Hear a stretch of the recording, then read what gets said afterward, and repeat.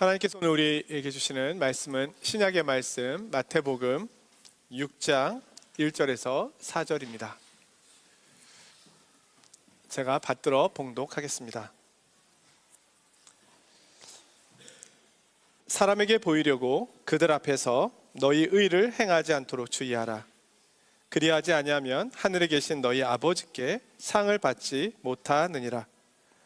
그러므로 구제할 때에 외식하는 자가 사람에게서 영광을 받으려고 회당과 거리에서 하는 것 같이 너희 앞에 나팔을 불지 말라.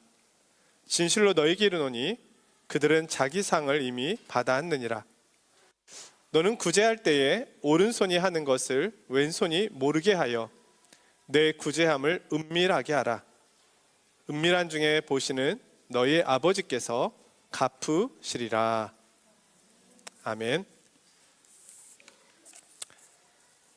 오늘 구제에 대한 말씀을 보면서 제가 예전에 경험했던 한 예화가 일이 생각이 났습니다. 말씀드린 적이 있는지도 모르겠습니다만 한국에서 부교역자로 있을 때 교회로 도움을 구하러 오는 노숙자 분들이 많이 있었습니다. 올 때마다 돈을 구걸하였습니다. 이분들은 음식을 시켜드리겠다고 하면 거절합니다. 자장면을 시켜드리겠다고 하니 거절합니다. 김치찌개를 시켜드리겠다고 하니 거절합니다. 대신 돈을 달라는 겁니다. 1,000원이면 충분하다고 이야기합니다. 교회는 10,000원짜리를 신권 은행에서 1,000원짜리로 10장을 바꿔다가 늘 책상 밑에 놔두고 구걸하러 오시는 분이 계시면 1,000원씩 드렸습니다. 저희 교회가 잘 준다는 소문이 났는지 갈수록 많은 분들이 찾아오셨습니다. 그리고 친구들을 데리고 오셨습니다. 그분들 가운데 한 주도 빠지지 않고 오시는 노숙자분이 있었습니다. 그러다가 교회가 건축을 하게 되어서 이전을 하게 되었는데 원래 있던 교회에서 20-30분 정도 떨어진 곳에 이사를 가게 되었습니다.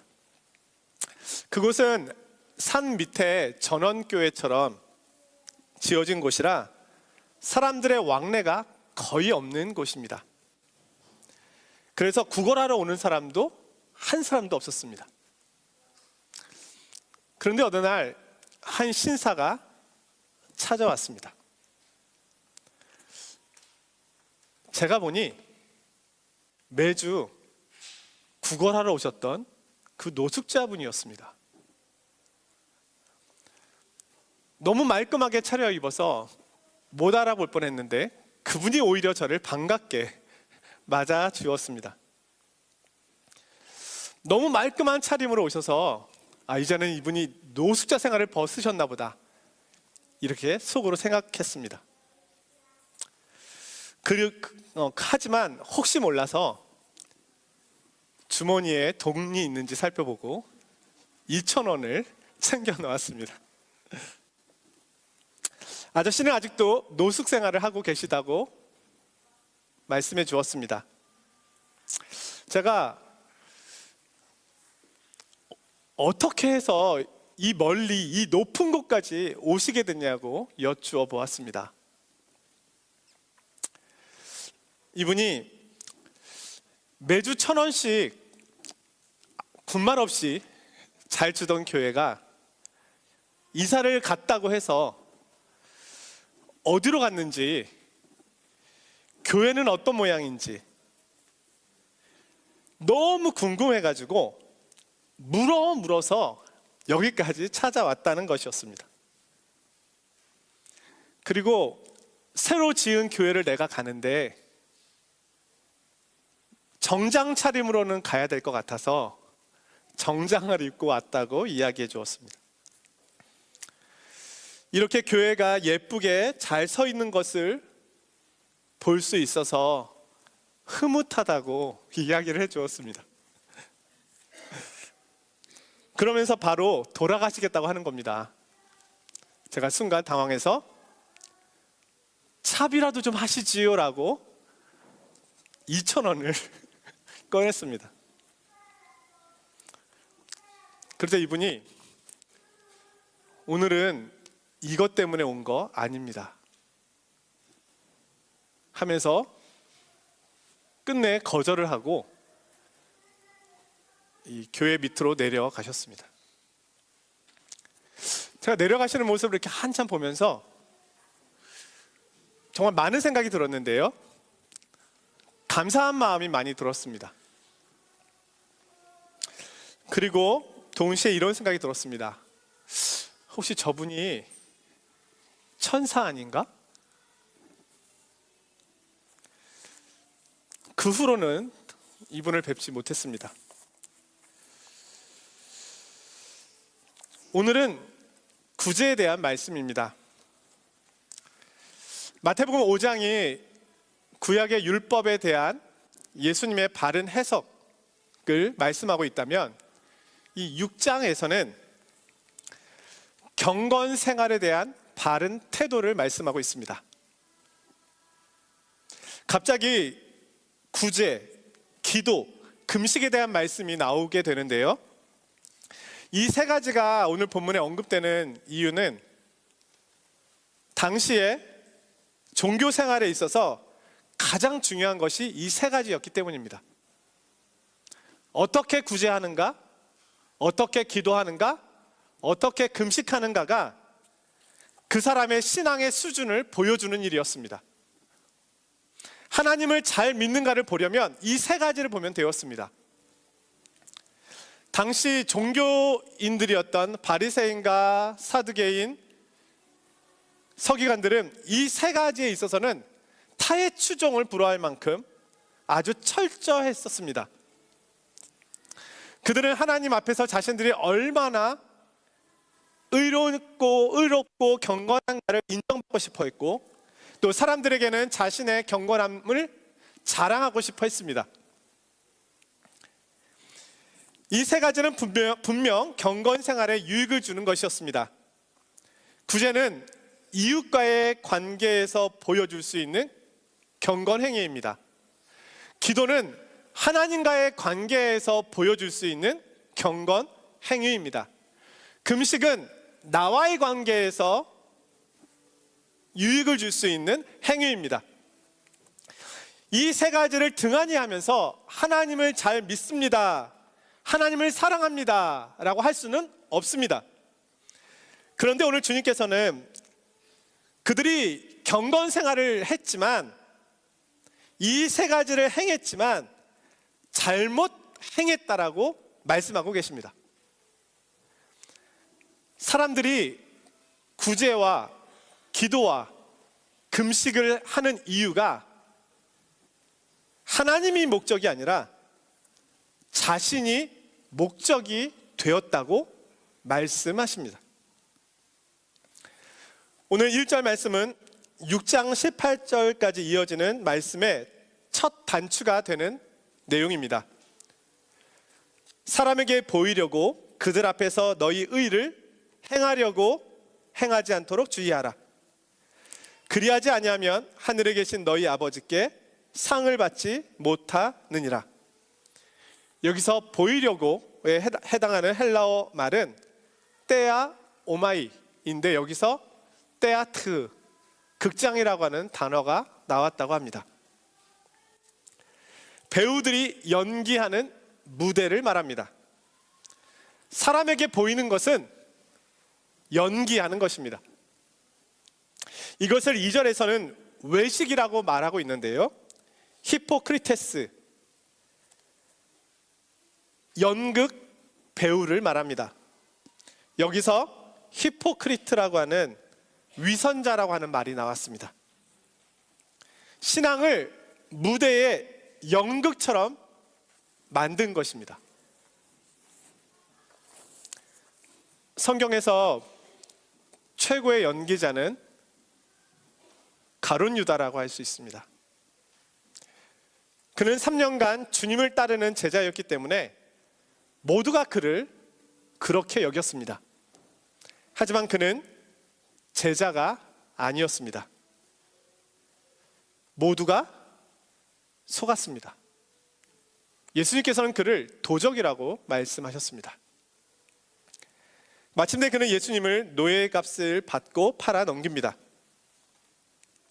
주님께서는 바리새인과 사두개인 서기관들을 연기자로 보셨습니다.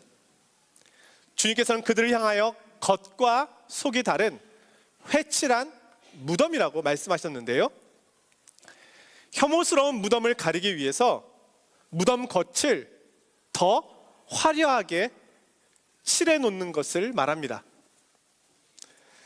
그들은 겉으로는 구제도 잘했고 기도도 잘했고 금식도 잘했습니다. 그런데 그들은 바르게 구제한 것도 아니었고 참되게 기도한 것도 아니었고 진실로 금식한 것도 아니었습니다. 그들은 경건의 도구인 구제와 기도와 금식을 자신의 영광을 위한 도구로 사용했습니다. 하나님을 섬기기 위하여 준비된 여러 가지 영적 유익을 주는 도구들이 하나님과 상관없이 자신을 위한 도구가 될 수 있다는 것이 놀라울 따름입니다. 우리 속에 있는 죄의 본성은 가장 선한 것도 가장 악한 것으로 만들 수 있습니다.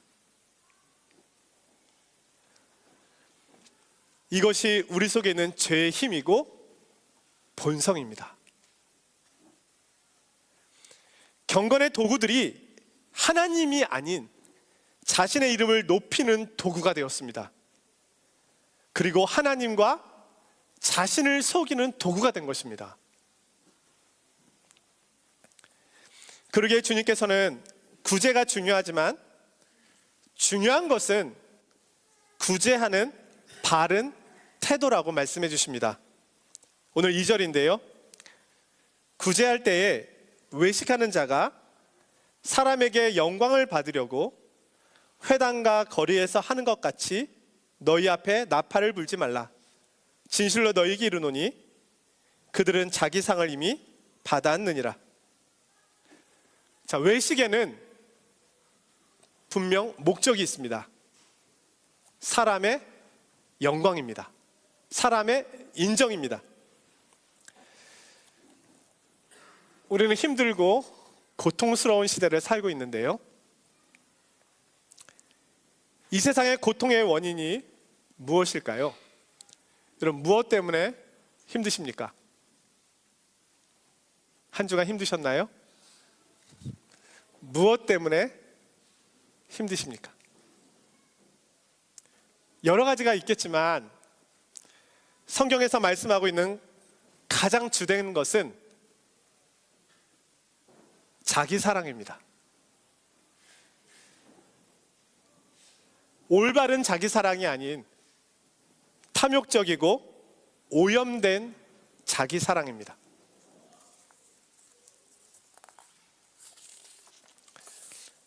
아담과 하와가 하나님을 떠났습니다. 왜요?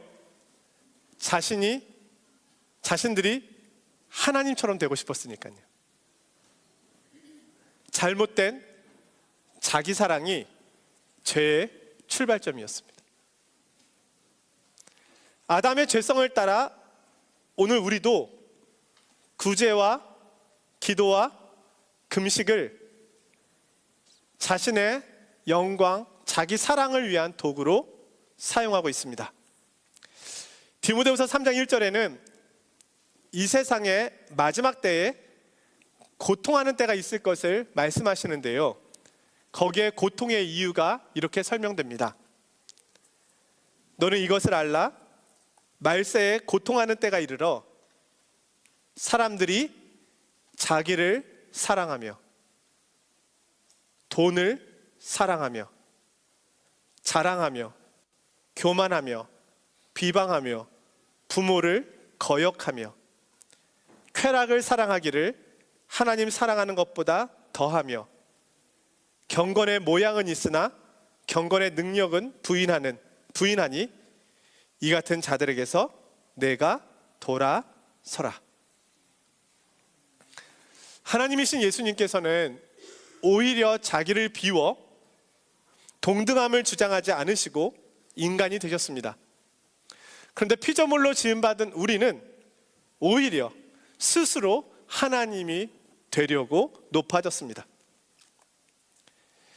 주님께서는 우리가 자신과 다른 사람의 인정에 너무나 많은 관심을 갖고 있음을 말씀하고 계십니다. 남이 나를 어떻게 볼까?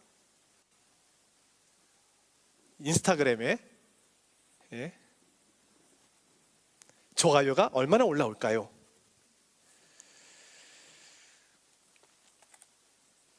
자신에 대한 지나친 관심과 사랑은 하나님 사랑과 영광을 막는 모습이 될 수 있음을 경고하고 계십니다. 누가복음 16장 15절입니다.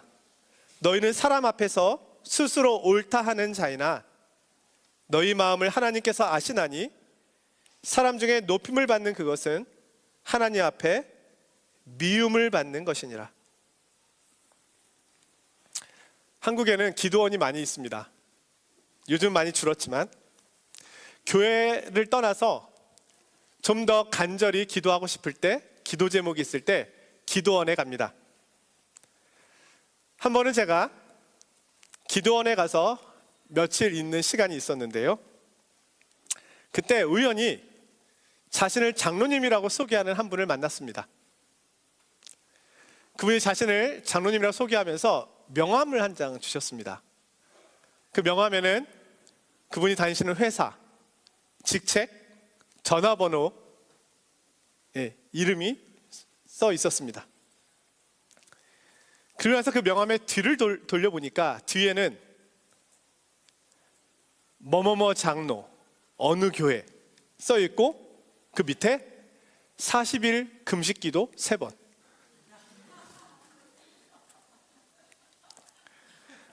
제가 속으로 이분은 금식기도를 더 하셔야 되겠다.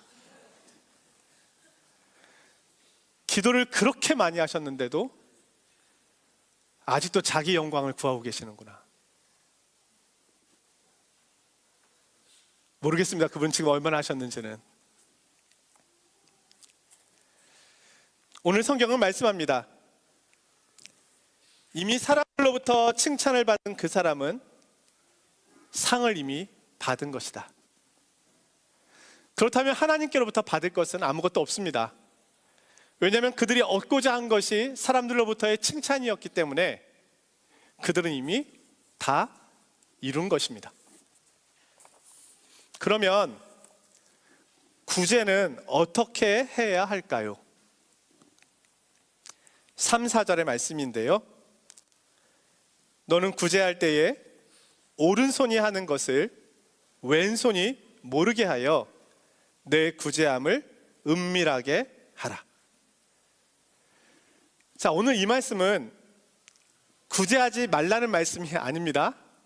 우리는 극단으로 가는 것에 주의해야 합니다. 구제에 이런 위험성이 있으니까 나는 절대로 구제 안 할 거야. 기도에는 이런 위험성이 있으니까 나는 절대로 기도 안 할 거야. 금식에는 이런 위험성이 있으니까 그 장로님처럼 되지 않으려면 난 절대로 금식하지 않을 거야. 이렇게 생각하는 것은 오늘 말씀과는 거리가 먼 것입니다.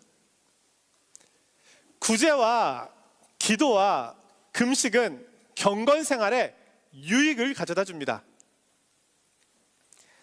차 사고가 난다고 해서 차를 안 타고 다닐 수는 없습니다. 여러분, 에흐에흐가 자주 멈춘다고 해서 에흐에흐 안 타실 겁니까? 네? 지하철이 자주 멈춘다고 해서 지하철 안 타실 겁니까?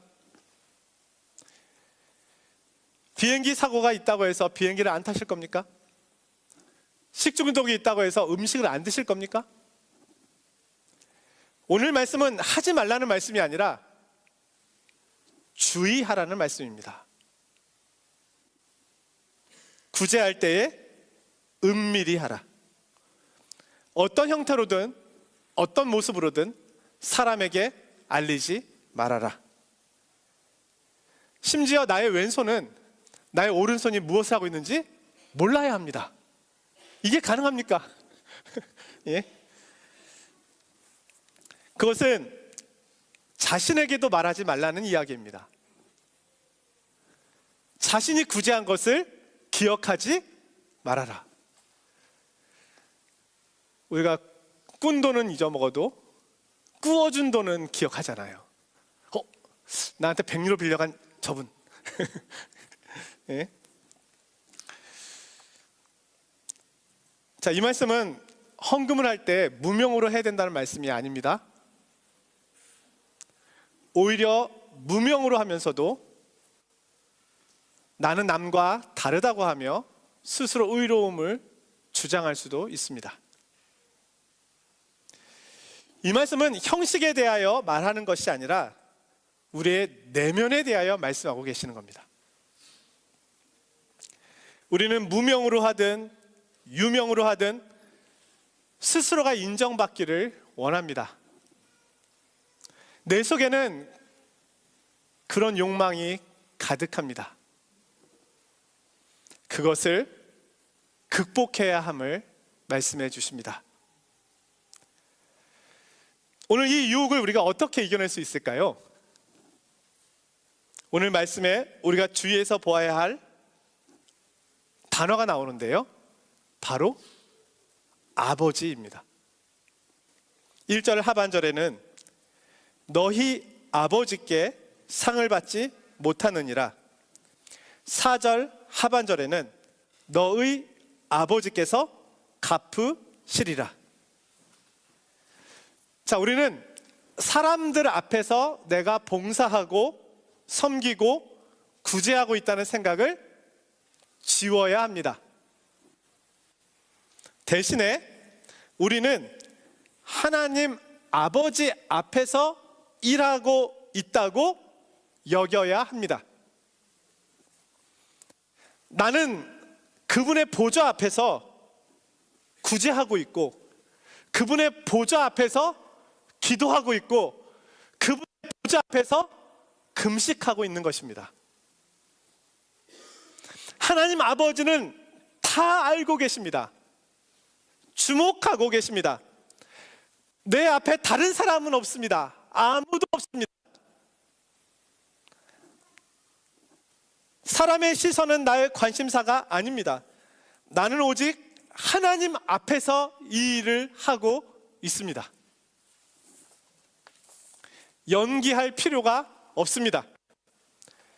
내 모습 그대로를 우리 주님께서 아십니다.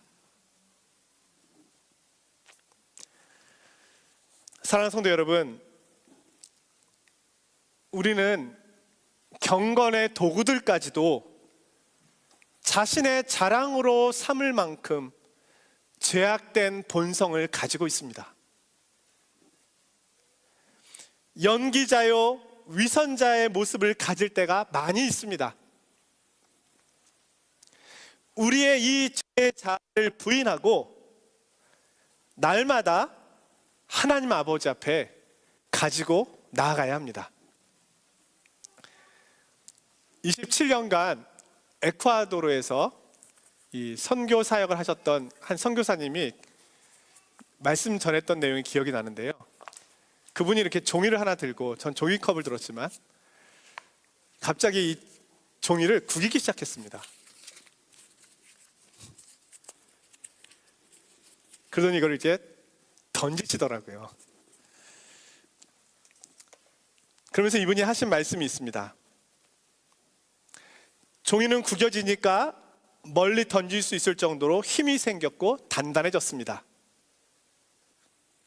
선교사님이 말씀합니다. 나의 못된 자아를 들고 그리스도께서 못 박히신 이유가 여기 있습니다. 자신을 부인하십시오. 그러면 소음이 나지 않습니다. 멀리까지 갈 수 있는 힘이 생깁니다. 우리는 하나님의 가장 선한 일을 하면서도 자신의 영광을 구할 수 있습니다. 우리는 경건의 훈련을 하면서도 사람의 영광을 구할 수 있습니다. 이것이 우리입니다. 이 자아를 날마다 주님께 드리는 것입니다. 우리의 구제는, 기도와 금식은 하나님 앞에서 하고 있는 것입니다. 하나님 아버지께서 갚으실 것입니다. 주의 말씀을 따르는 성도님들 위해 하나님의 충만하신 위로와 도우심이 늘 넘쳐나시길 주님의 이름으로 축원드립니다.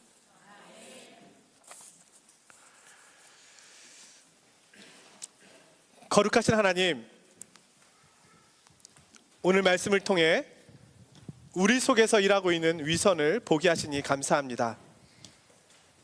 사람이 아닌 하나님 앞에서 행하게 하옵소서.